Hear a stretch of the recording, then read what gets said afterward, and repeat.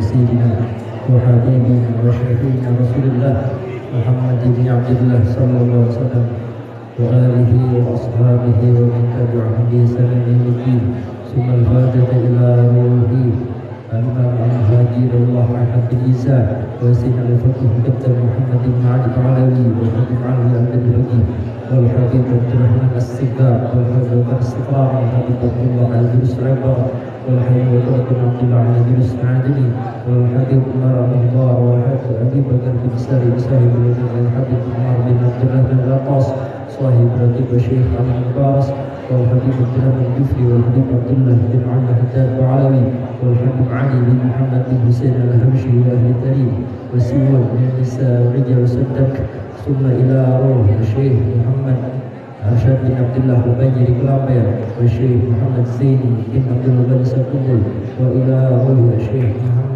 محمد رضوان بسري كابو والى جميع الارواح المعلمين وشيخنا أن الله يتغشاهم ووالدينا وجميع المسلمين والمسلمات والمؤمنين والمؤمنات أن الله يتغشاهم بالرحمة والمغفرة ويعلنهم في الجنة يغفر بأسرارهم وأنوارهم وعلومهم ونفعهم في الدين والدنيا الآخرة ثم الفاتحة إلى روح مؤلف هذا الكتاب الفاتحة. بسم الله الرحمن الرحيم الحمد لله رب العالمين الرحمن الرحيم مالك يوم الدين إياك نعبد وإياك نستعين اهدنا الصراط المستقيم صراط الذين أنعمت عليهم غير المغضوب عليهم ولا الضالين. Alhamdulillah, puji syukur kehadirat Allah Subhanahu wa taala karena pada kesempatan yang penuh berkah ini kita bisa berkumpul di sini.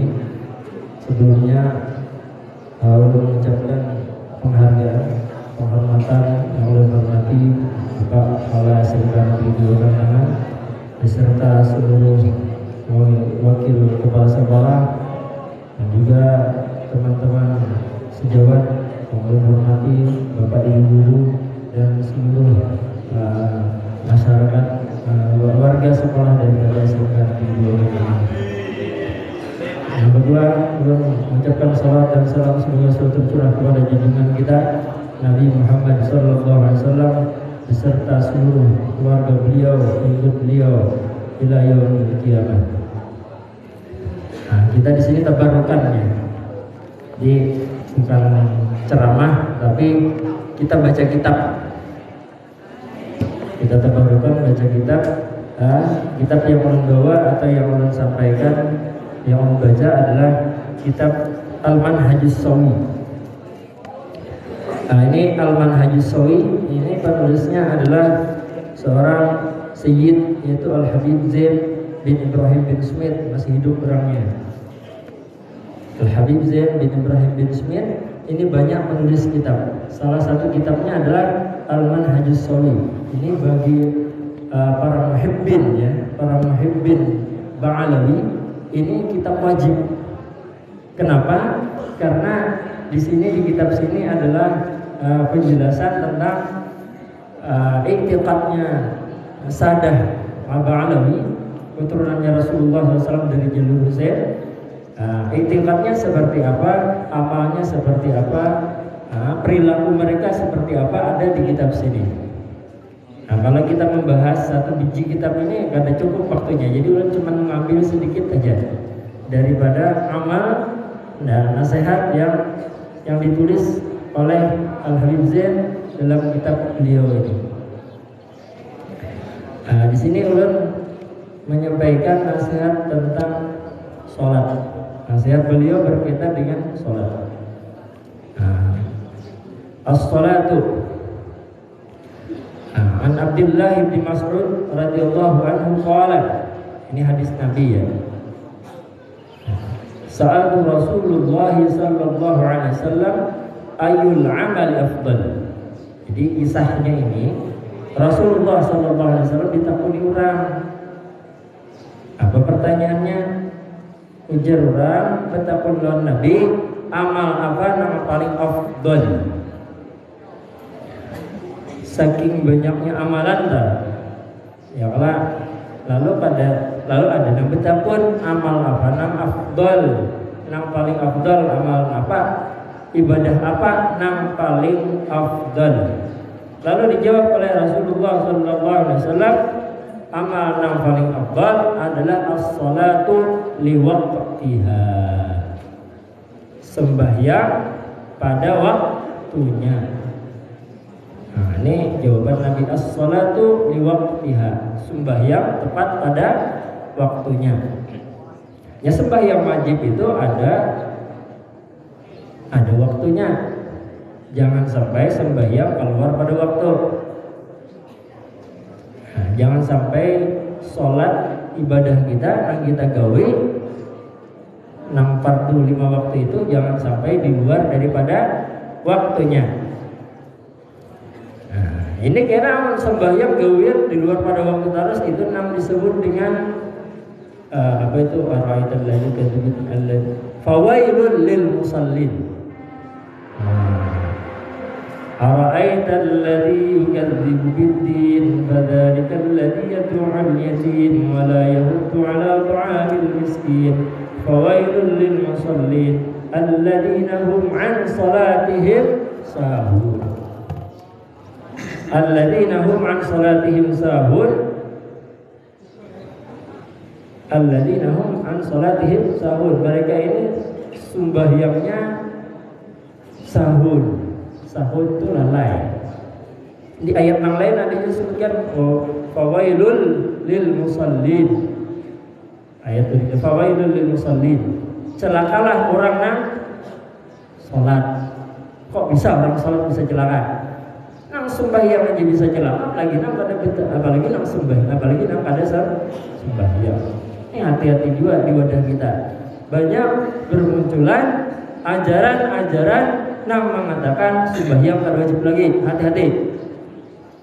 Kisah bermakrifat. Hati-hatilah di kampung. Jangan umpatan aliran-aliran yang menyatakan sholat 5 waktu pada wajib. As-sholatu liwaqtiha. Embah itu betapa pulang. Orang tadi embah itu apa ya? Amalan apa pulang ya Rasulullah yang afdal setelah sembahyang? Amalan berikutnya yang afdal setelah sholat adalah birrul walidain. Apa itu birrul walidain? Birrul walidain ay al-ihsanu ilal walidain. Birrul walidain. Apa birrul walidain? Berbakti dengan orang tua. Kalau di dalam bahasa Arab itu menggunakan kata birrul walidain ay al-ihsanu ila walidain. Al-ihsan ila wa ilal walidain. Berbuat baik kepada orang tua. Al-ihsan. Nah, katanya di situ birrul, berbuat baik. Ditafsirkan menggunakan kata ihsan. Diterjemahkan ke bahasa Indonesia berbuat baik. Cuman kata ihsan di sini atau kata birrul itu lebih mendalam daripada kata berbuat baik sebenarnya. Kenapa jadi begitu? Karena al-ihsan itu berbuat baik itu yang dimaksud berbuat baik dalam kata ihsan itu adalah menaati orang tua, berbakti dengan orang tua meskipun orang tua tidak berbuat baik kepada anaknya. Kalaupun orang tua jahat, kada baik, kada memenuhi hak kita sebagai anaknya, kada menafkahi kita umpamanya, tetapi kewajiban berbakti kepada orang tua itu wajib kita kerjakan. Meskipun orang tua kita jahatnya luar biasa, meskipun orang tua kita jelek sifatnya luar biasa, tetapi birrul walidain itu tetap wajib. Tetap wajib bagi kita sebagai seorang anak. Itu perintah agama. Ya, itu perintah dari agama. Birrul walidain, berbakti kepada orang tua. wajib, meskipun kuitan jahat, meskipun kuitan jelek sifatnya, meskipun kuitan kada menafkahi kita, meskipun kuitan kada mengasuh kita, dalam tanda kutip pada bagus lah kuitannya ya Allah. Tetapi sebagai seorang anak itu tetap berkewajiban bakti dengan orang tua. Nah ini berat, ya Allah berat, karena beratnya melawan nafsu kita. Ya mudah-mudahan kita diberikan taufik hidayah mau berbakti lawan kuitan kita. Sejahat apapun, sejelek apapun kuitan kita, kita tetap wajib bakti lawan orang tua. Nah, hati-hati ini. Hati-hati kita jangan sampai gara-gara kita berani dengan orang tua menyebabkan kita bisa menjadi sebab kita mati kada beriman, su'ul khatimah. Hati-hati kita. Hati-hati. Hati-hatinya apa? Hati-hati kalau mati kada beriman. Itu yang penting benar.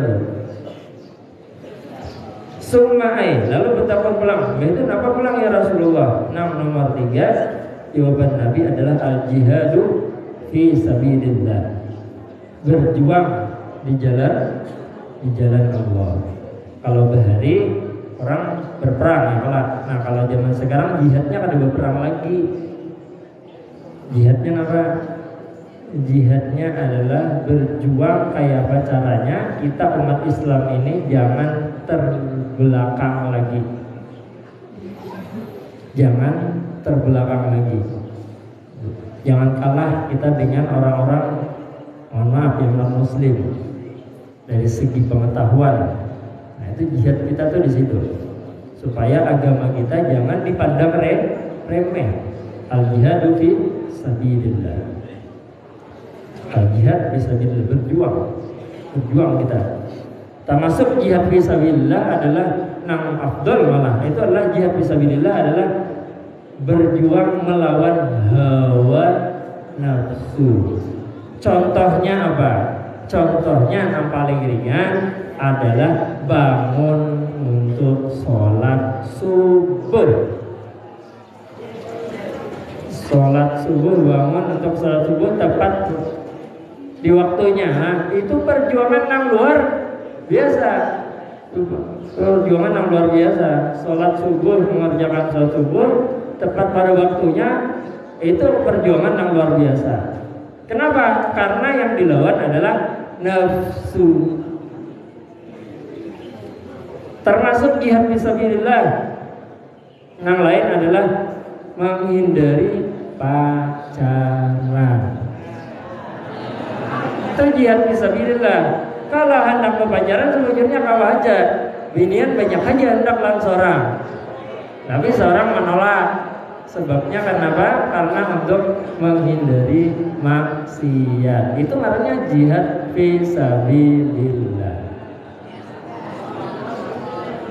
Jihad fisabilillah itu. Termasuk kalau di sekolahan jihad fisabilillah juga dibawain kawan bolos kada hakun. Nah, kada hakun bukan karena apa-apa, bukan karena misalnya takutan dihukum pada, cuman jihad, cuman karena takutan dianggap pada berbakti oleh Allah Ta'ala kepada orang tua. Kan disuruh kita datang ke sini sekolah bujur-bujur tuh, masa mau bolos? Nah, menghindari hal-hal seperti itu termasuk jihad fisabilillah juga. Nah, jihad fisabilillah itu berjuang di jalan Allah. Kita berbuat baik tujuannya untuk pada Allah, itu jihad fisabilillah. Berbuat ikhlas lillahi ta'ala, jihad fisabilillah. Datang ke sini belajar nuntut ilmu, niatnya ikhlas untuk beribadah atau niatnya untuk memberikan kebahagiaan kepada orang tua, datang ke sini itu jihad fisabilillah. Meskipun yang dipelajari adalah ilmu yang sifatnya pengetahuan umum, tetapi kalau dia mengerjakan hal itu dengan niat untuk membanggakan, membahagiakan, menghimungi orang tua, itu termasuk jihad fisabilillah. You know, are you understand? Jihad fisabilillah. Jihad fisabilillah juga. Pokoknya segala perbuatan kita nang itu hukumnya mubah atau boleh bila diniatkan untuk ibadah, jadilah itu perbuatan ibadah. Jadilah itu jihad fisabilillah. Apalagi belajar, misalnya belajar mengaji, belajar ilmu agama, itu luar biasa lagi. Cuman karena kita sekolahnya sekolah formal yang konotasinya yang sekolah umum lah gitu ya. Cuma datang ke sini walaupun kita sekolah umum itu bisa bernilai ibadah asal niatnya baik. Jihad fisabilillah.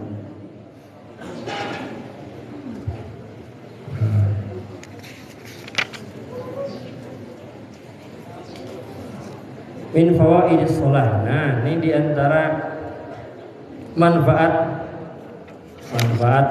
orang yang mengerjakan sholat tapi sholatnya baik gitu.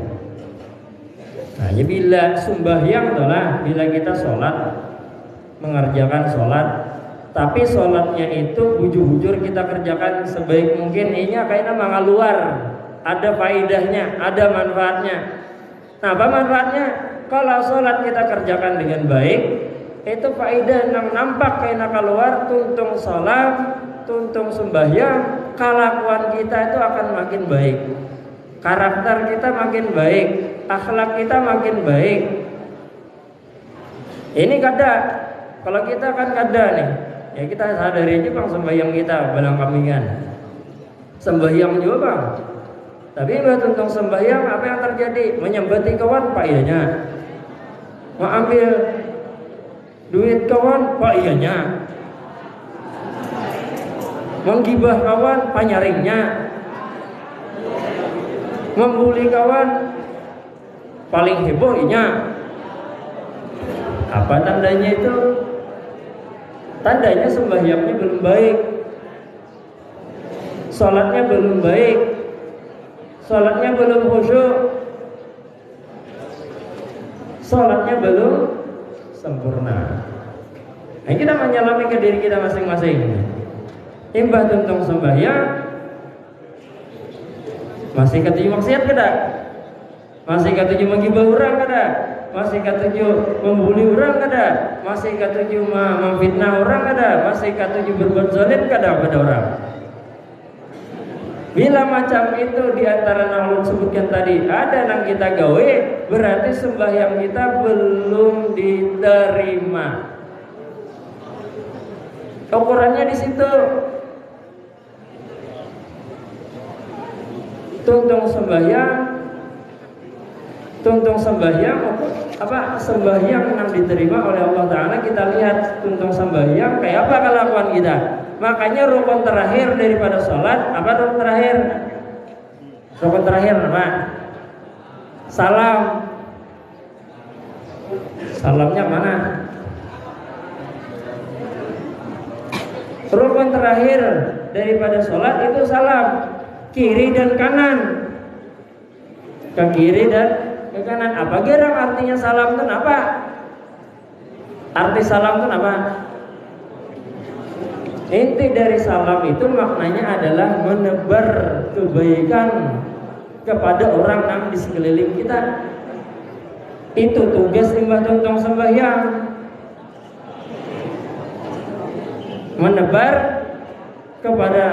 menebarkan kebaikan kepada orang-orang yang ada di sekitar kita. Itu tugasnya limbah tuntung sembahyang. Itu makanya rukun terakhir dari sholat adalah salam ke kiri dan ke kanan. Itu sebagai indikator apakah sholat kita diterima atau tidak. Ini bisa aja sembahyang itu sah secara fikih, tapi belum tentu sembahyang yang sah secara fikih belum tentu diterima oleh Allah Subhanahu Wa Taala, belum tentu. Sedangkan yang kita cari adalah yang sembahyang sholat yang makbulun indallah, yang diterima oleh Allah. Indikatornya di situ. Imbah tuntung sembahyang makin baik kan ada kelakuan kita. Bila makin sembahyangnya, ngomong sembahyang, makin ketujuh nyembati orang, ini sholatnya belum diterima nih. Belum diterima, sah secara fikih, gugur kewajiban tapi belum diterima. Antara dua aja nih belum diterima, nggak ada diterima ditolak itu aja lagi. Yang ditolak ada jadi apa-apa kita sembahyang tuh. Enggak itu tipe baik para sembahyang aja. Nah, makin nyak kita.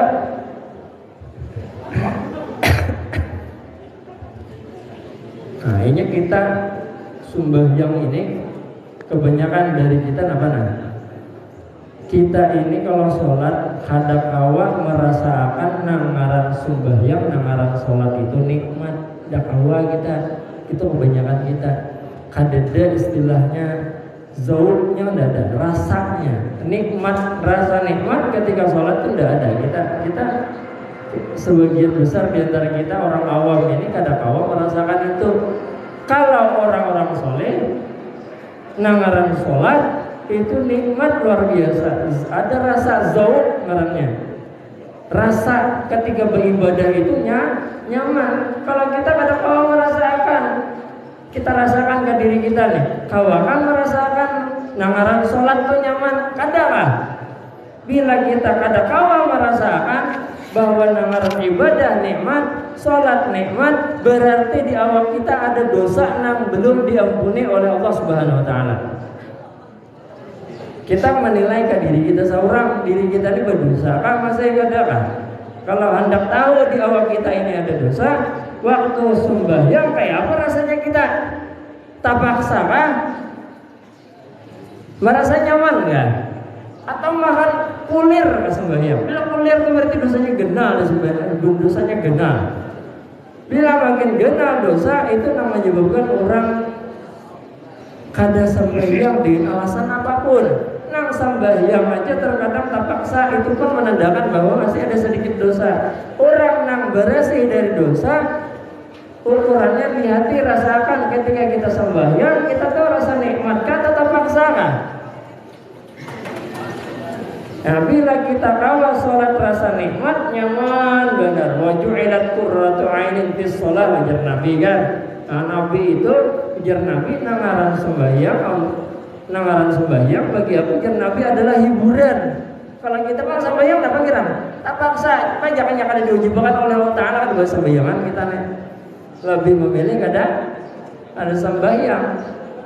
Kita orang awam. Tapi kalau orang soleh, mereka nangaran sholat, nangaran ibadah itu nikmatnya luar biasa. Ini zaut ngarannya, rasa. Kita tuh punya rasa kada ketika beribadah. Jangankan anak rasa ya Allah. Syarat rukunnya aja di dalam fikih ketika sholat kita kada tahu. Nang mana rukun sembahyang, nang mana syarat sah sembahyang, kadang kita kada tahu. Nah, itu repotnya kita.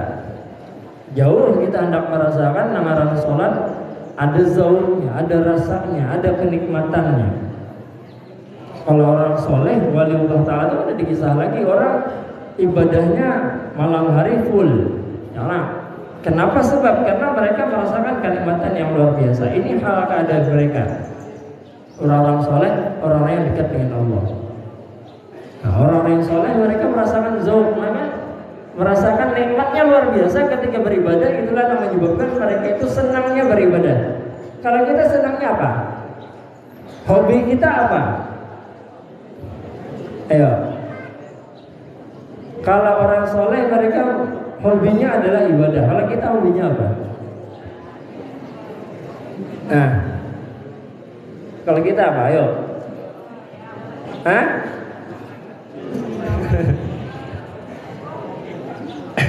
Kita mengukur diri kita itu membandingkan kalau masalah ibadah dengan orang yang soleh.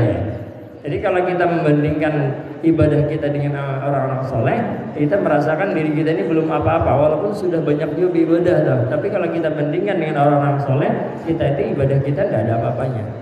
Jadi kalau dalam urusan akhirat, kita memandangnya kepada orang yang lebih tinggi daripada kita.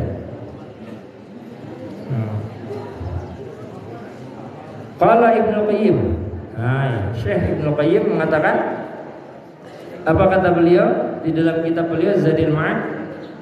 Inda zikri fawaidis salati ma nasuhu was salatu mujlibatun lirizki.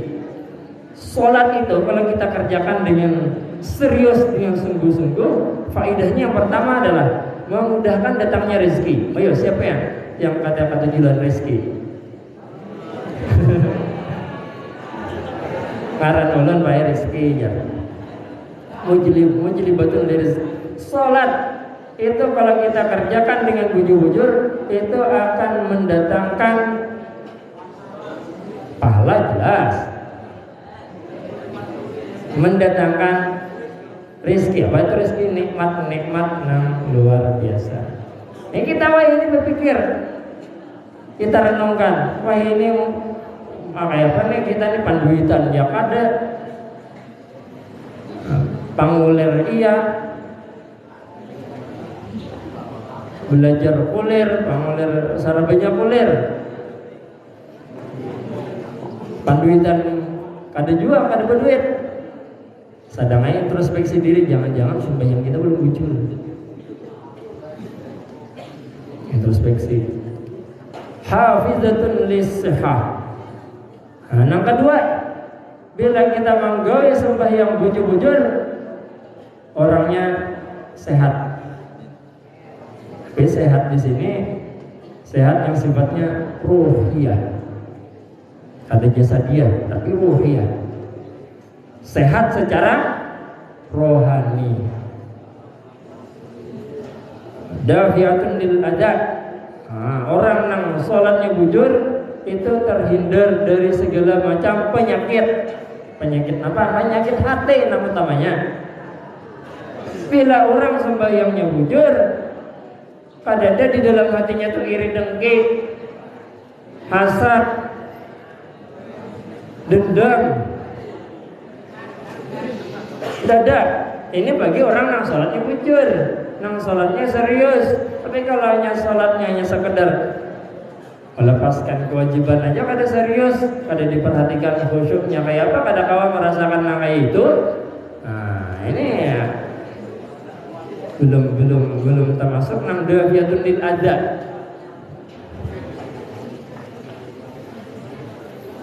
Mukamu, yang berikutnya muqawiyatun lil qalbi, menguatkan hati, menguatkan mental, psikis, kejiwaan.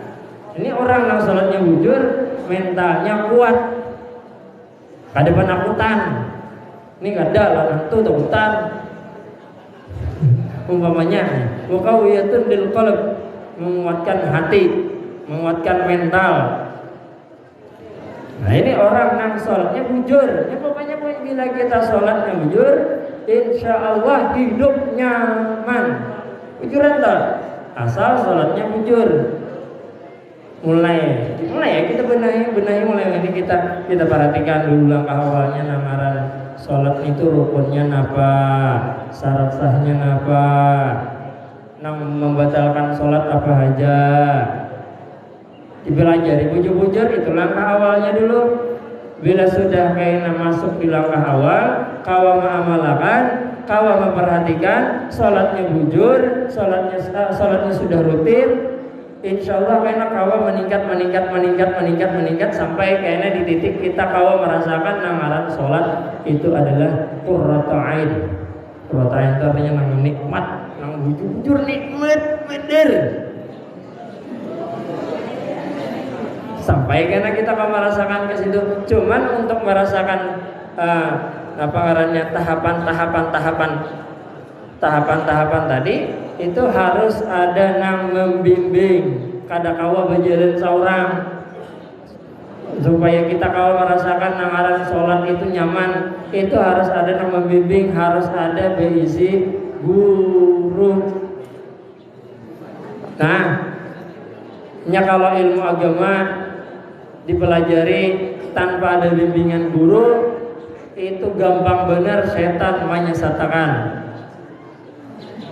Gampang benar setan menyesatkan. Banyak orang yang tersesat gara-gara apa? Gara-gara belajar ilmu agama tapi kada ba guru. Hati-hati. Contohnya apa? Contohnya tuh nang aliran-aliran nang menyatakan sambahyang kada wajib, nang menyatakan batamat sambahyang itu kada berguru. Walaupun ada gurunya, tapi dari gurunya kada ujung-ujungnya kada berguru juga. Mata rantai keilmuannya terputus, kada bersanad ngarannya. Jadi penting kita itu belajar ilmu agama kepada orang yang bisi sanad mata rantai ilmu agama sampai kepada Rasulullah sallallahu alaihi wasallam, itu aman. Amun nang terputus itu iya nang ujung-ujungnya betamat sembahyang. Jangan tahu batin ini mulai marah pulang. Di kampung-kampung nang kisah kebatinan makrifat macam-macam. Kalau menyatakan sembahyang tidak wajib itu menjadi kafir. Orang yang meninggalkan sholat dengan iktikad bahwa sholat 5 waktu kada wajib jadi kafir. Paham? Amun orang yang meninggalkan sholat marga awur belum kafir, itu hukumnya beda. Awur aja atau sembahyang itu belum kafir lagi, cuma dosa besar sembahyang. Nah, hati-hati tuh, jangan tahu aliran-aliran nang sesat. Apa contohnya tadi kalau di daerah kita? Iya nang tadi betamat sembahyang tadi. Ulan ada beberapa hari yang lalu ulan tahajud di daerah di satu kampung itu nanti ada orang tua datang ke ulun, datang ke rumah itu menjelaskan bahwa beliau ada menemukan pengajian yang lumayan banyak jamaahnya, tapi kan kada menyebut kampungnya di mana. Cuma yang jelas di Hulu Sungai Selatan. Habis itu beliau menjelaskan ternyata begini dan ujung-ujungnya menyatakan apa kajian tersebut, majelis tersebut mengajarkan yang begitu-begitu. Artinya yang begitu-begitu hanya menyatakan bahwa sembahyang kada wajib. Padahal jemaahnya jar banyak lumayan. Oh ya Allah. Ini setelah guru, mohon maaf bila setelah guru kafu sudah meninggal, itu muncul lagi. Dulu waktu guru kafu ada itu dibasmi lah. Tapi guru kafu meninggal ini mulai munculan pulang nih. Nggak ada jauh dari, ya Allah, ada jauh dari kandangan lah gitu. Nah, jadi makanya ulun mewanti-wanti lawan bubantian anak murid ulun yang terutama yang muslim nih, jangan umpat ajaran-ajaran yang kayak itu.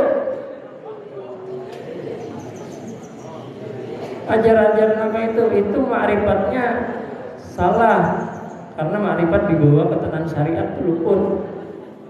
Ma'rifat saja ranahnya syariat di syariat. Nah, itu pada waktu kita bahas di sini. Yang jelas kita kalau dari ulama yang bujur, yang sahih itu menjelaskan sholat itu wajib.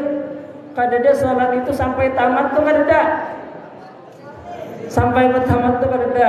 Dalilnya orang yang bertamat sembahyang itu mengatakan wa'bud rabbaka hatta ya'tiyakal yakin. Sembahlah Tuhanmu sampai datang keyakinan. Jadi ujar pahaman buatnya bila sudah yakin Tuhan itu ada, para yang sembahyang. Itu memaham ayatnya luput. Hanya kita memaham ayat Al-Quran itu kadakawa sembarangan, kadakawa pakai akal kita. Harus berdasarkan tafsirnya para ulama. Ya, tiakal yakin, nangaran yakin itu ujar ulama dalam tafsir Jalalain itu disebutkan al-yakin, ia adalah al-maut. Wa'bud, jadi maksudnya wa'bud rabbaka hatta ya'tiyakal yakin, sembahlah Tuhanmu sampai datang yakin. Yakin itu bukan keyakinan kepada Tuhan, tapi maksud yakin di sini di dalam tafsir ulama menjelaskan yakin itu adalah kematian. Jadi sembahlah Tuhanmu sampai berpisahnya roh dan jasad sampai mati, sampai habis umur. Jadi sholat tetap wajib dikerjakan sampai mati. Nah itu ngarannya cinta sampai mati tuh. Menyembah kepada Allah Ta'ala sampai maut memisahkan. Nah kita bujur-bujur, kita habis ini kita introspeksi ke diri kita lah. Kita bujur-bujur menyelami ke diri kita. Apa yang diselami sholat kita ini bujurkah, kadakah? Itu yang pertama. Kita yang kedua pulang di awal kita ini ada dosa kah? Bersih kah sudah? Ya bila hendak mengetahui di awal kita ini ada dosa atau kada, waktu sholat tuh kayak apa rasanya kita? Termasuk orang yang nyaman kan? Merasakan nikmat kah ketika sholat? Atau kita sholatnya terpaksa? Atau sembahyangnya kulir? Itu bila sembahyang kulir berarti dosa genal, dosa banyak.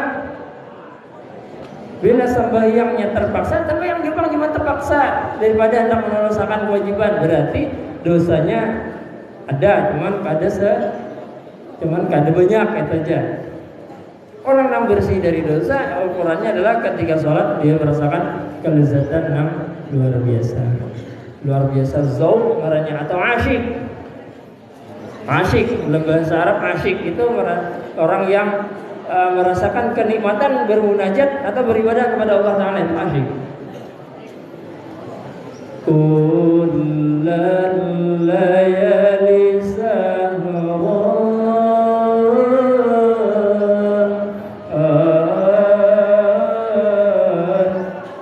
itu setiap malam orang yang zuhud, yang ibadah setiap malam begadang. Begadangnya apa? Ibadah.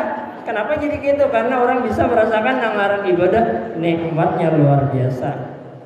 Kada ada bandingannya kita kau ibadah. Apalagi di waktu mustajabah sepertiga malam terakhir. Nah, mungkin untuk materi dari dulu sampai di sini dan mungkin ada tanya jawab lah. Ya. Sudah.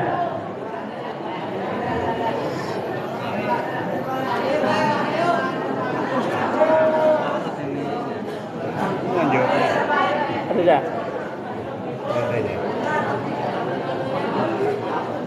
Oh ya. Siap.